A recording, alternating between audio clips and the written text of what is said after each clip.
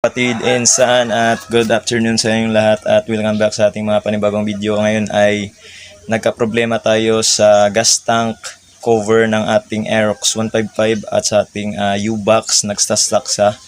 Tapos tinanggal ko mismo yung cable at aksidenteng kumalas at meron akong ituturo sa inyo kung paano siya may balik na maayos sa mismong experience ko sa pag-aayos.